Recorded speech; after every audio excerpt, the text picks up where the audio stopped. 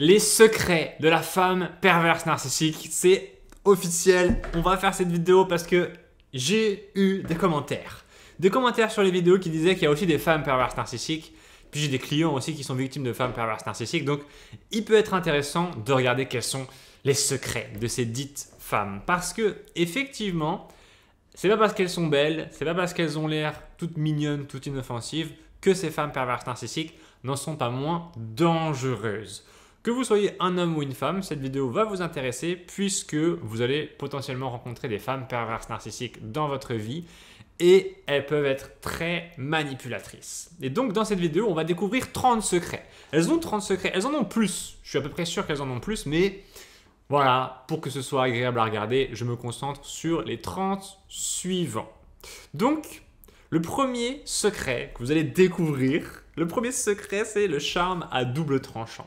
Elle commence souvent par être captivante et attentionnée, créant un lien fort, mais ce charme peut se transformer en arme pour obtenir ce qu'elles veulent. Et oui, malgré le fait qu'il y a des gens qui disent que les femmes sont parfaites, elles ne le sont pas. Elles ne le sont pas et les hommes ne sont pas parfaits non plus. Et tout simplement, on va avoir aussi le jeu du chaud et du froid.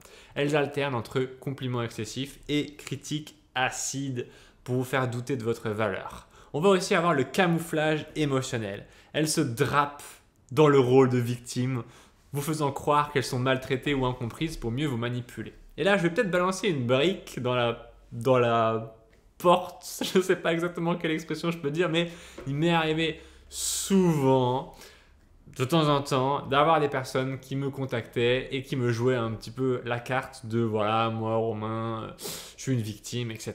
Machin, bon. Puis c'était des femmes qui me disaient ça, mais il y a des hommes qui me l'ont fait aussi. Mais quand je discutais un petit peu avec eux, je me rendais compte que, en fait, ils étaient un peu contents d'être victimes. Parce que ça leur donnait un peu la capacité d'avoir de l'attention. Et surtout, ça leur permettait de manipuler. Parce qu'en se faisant passer pour des victimes, parfois ce qu'elles étaient, en fait, c'est ça le grand truc un peu bizarre, c'est que parfois les gens sont vraiment victimes. Et parfois ils en souffrent vraiment.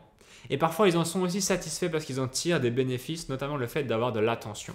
Et donc là, il m'est arrivé d'avoir des personnes en coaching, notamment des femmes, qui utilisaient quand même un peu ce thème des pervers narcissiques pour essayer d'avoir de l'attention et d'être en mode « voilà, moi, je suis pas bien, je suis victime des pervers narcissiques, etc. » Et puis au fond, quand on regardait bien, elles avaient un petit peu de responsabilité là-dedans aussi parce qu'elles allaient que avec des pervers narcissiques. Donc voilà, des fois, les hommes et les femmes pervers narcissiques se rencontrent. Et là, j'ai envie de dire que c'est le top qui puisse arriver parce qu'au moins comme ça, ils nous laissent tranquilles. On a aussi le miroir déformant. C'est le gaslighting subtil. Les femmes perverses narcissiques distordent la réalité pour que vous commenciez à vous demander si vous avez bien compris les choses. Et ça peut être très embêtant. Ça peut être très embêtant parce que si vous êtes dans une relation avec quelqu'un qui vous dit des bêtises absolues, mais que vous êtes là en mode est-ce que c'est pas vrai ? Est-ce que c'est pas moi qui me suis trompé? Est-ce que c'est pas moi qui ai fait une erreur, etc. En fait, si vous avez une propension à douter naturellement, vous risquez de vous faire bouffer par ce gaslighting, le gaslighting de la femme perverse narcissique, parce que elle va vous dire des trucs qui sont faux, et vous, par doute, vous allez vouloir être d'accord avec elle. Vous allez vouloir lui dire oui, c'est bon, oui, c'est bon, je suis d'accord avec toi, ok. Et en fait, vous faites une trahison à vous-même en fait, parce que une partie de votre cerveau sait que quelque chose est arrivé et une autre partie de votre cerveau est en mode on va faire comme si de rien n'était. On va faire comme si de rien n'était. Cinquième élément, maîtresse du rôle de la victime, ok. Donc moi j'ai eu pas mal de personnes qui me parlaient de leur mère perverse narcissique, perverse narcissique, qui me disaient voilà ma mère perverse narcissique, elle est comment ça s'appelle? Elle me culpabilise beaucoup en fait, parce qu'elle me dit qu'elle s'est sacrifiée pour moi, etc. Elle me dit qu'elle se fait du souci pour moi.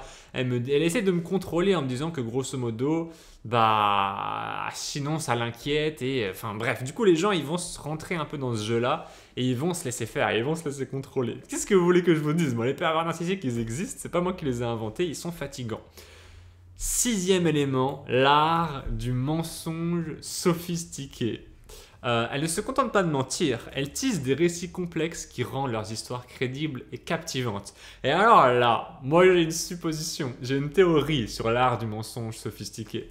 Je pense qu'il y a des femmes perverses narcissiques qui regardent trop de séries télé dans lesquelles il y a des intrigues et que ça les inspire pour leurs propres intrigues. Ça m'étonnerait pas. Septième élément, stratégie de l'éloignement. Elles cherchent à couper les ponts avec tes proches. Non pas de manière évidente, mais en semant de subtils doutes sur leurs intentions. C'est un peu là. Elle distille comme ça, elle vient comme ça, elle met son petit grain de sel dans les relations des autres, la femme perverse narcissique. Huitième élément, cadenas invisible. Elles utilisent l'argent comme un moyen de te garder lié à elles, créant une dépendance financière. Et bien ça existe. Il y a des femmes qui ont l'argent et qui vont l'utiliser. Et ce truc-là, c'est un peu universel. C'est un peu chez les hommes, chez les femmes. Mais on va la voir. Et puis, au plus vous êtes dépendant de cet argent, au plus vous avez besoin de l'argent de la personne perverse narcissique, au plus vous allez rentrer dans ce piège parce que vous vous dites que vous n'avez pas trop le choix.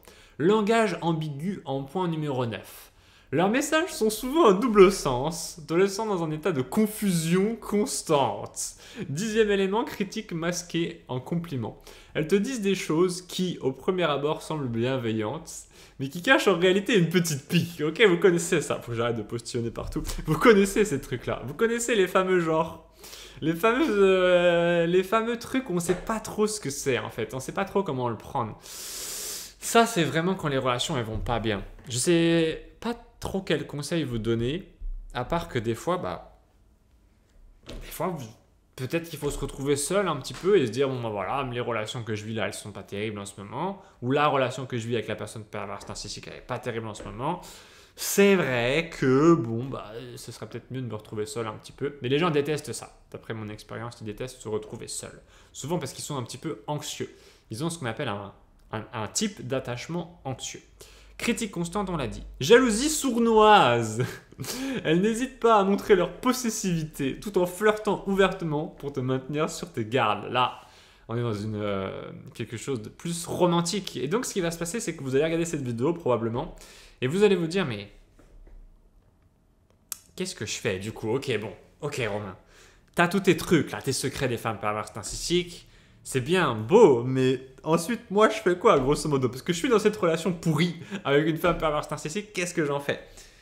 Allez checker mon site, les amis. J'ai mis un programme qui s'appelle Comment devenir insensible aux pervers narcissiques qui va beaucoup vous aider. Puis même d'autres programmes. Allez checker ça par curiosité, vous allez voir, c'est très intéressant. 12e élément, projection psychologique. Elles t'accusent de traits ou de comportements qu'elles possèdent elles-mêmes, détournant l'attention de leurs propres défauts. Vol d'énergie émotionnelle. Elles se nourrissent de tes émotions, en particulier des moments où tu es vulnérable.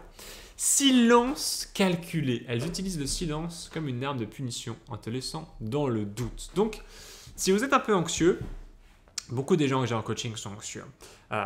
C'est comme ça. Les pervers narcissiques, le sujet des pervers narcissiques attire des gens qui sont anxieux. Donc, beaucoup des gens que j'ai, ils sont un petit peu en mode voilà, moi, je ne sais pas trop quoi penser de cette personne. Cette personne me laisse dans le doute. Je ne sais pas si elle est perverse narcissique ou pas. Je ne sais pas quelles sont ses intentions. Je ne sais pas ce que je dois faire. Le doute est terrible. Qu'est-ce que vous voulez que je vous dise? Le doute est terrible. Démolition subtile. Elle critique de manière si raffinée que tu ne réalises pas tout de suite l'impact négatif. Addiction à l'approbation. Elle crée un besoin constant de validation en te retirant régulièrement leur attention pour vous faire sentir ce que ça coûte de ne pas vous soumettre à leur désir. Montagne russe émotionnelle. Elle provoque des hauts et des bas fréquents pour te maintenir dans un état de dépendance émotionnelle. Chantage déguisé en émotion. Elles utilisent la peur ou la culpabilité pour te pousser à agir selon leurs désirs. La culpabilité, ça y va. La culpabilisation, je peux vous dire qu'aujourd'hui, dans notre société, il y en a beaucoup. Et puis, j'ai envie de vous dire quand même que si on vous culpabilise, je ne sais pas quoi vous dire en fait. Si on vous culpabilise, à la rigueur, posez-vous la question de est-ce que vraiment vous êtes responsable de ce dont on vous culpabilise? Parce qu'il y a des gens qui vont vous culpabiliser de choses dont vous n'êtes pas responsable. Et dans ce cas-là, vous pouvez dire à la personne tout simplement, écoute, moi, j'y peux rien ton truc. Par exemple, il y a des gens, ils vont vous culpabiliser en vous disant à cause de toi, je suis triste, je suis machin, tout ça, je suis pas heureux. Bah, les gens, vous pouvez les regarder et leur dire écoute, c'est toi qui es responsable de ton bonheur, quoi. C'est difficile de faire ça. En fait, le sujet de la culpabilisation, il a un rapport avec le fait de la responsabilité. Et tant que vous serez dans un état d'esprit où vous aurez tendance à vous dire je suis responsable des autres et les autres sont responsables de moi, vous allez potentiellement rentrer dans la culpabilité. En fait, moi, j'avais ce problème pendant longtemps. Je raconte un peu ma life, hein, mais comme ça peut peut-être vous donner un exemple. Moi, j'avais ce problème pendant longtemps où je culpabilisais. Et en fait, un jour, je me suis dit, mais au fond, moi, je ne suis pas responsable des autres, quoi. Je ne suis pas responsable des autres. Je suis pas responsable des autres. Les autres, ils ont leur vie, ils ont leurs émotions, surtout. Et je ne suis pas responsable des émotions des autres. Et là, ça m'a libéré. Et surtout, ce jour-là, je me suis dit, ok, par contre, du coup, je suis responsable des miennes. Je suis responsable. Si je suis triste, c'est de ma faute. Si je suis heureux, c'est de ma faute, etc. Et ce que ça m'a permis de faire, c'est que ça m'a permis de me mettre dans un état d'esprit où je me disais, ok, je suis triste, c'est de ma faute. Qu'est-ce que je fais pour plus être triste? Je suis pas bien, je suis tout seul, je suis anxieux, je suis mélancolique, je suis bidule, tout ça. Ok, qu'est-ce qui est en mon pouvoir pour améliorer les choses? 18e point, donc chantage déguisé en émotion.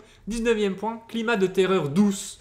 Elles instaurent un environnement où l'idée de les décevoir devient une source d'anxiété constante. Je vais vous raconter une autre anecdote. Quand j'étais plus jeune, je me suis retrouvé à un moment dans un lycée et c'était du commerce. C'était un bac pro commerce et c'était des classes de filles majoritairement. On était du style 6 garçons et 20 filles.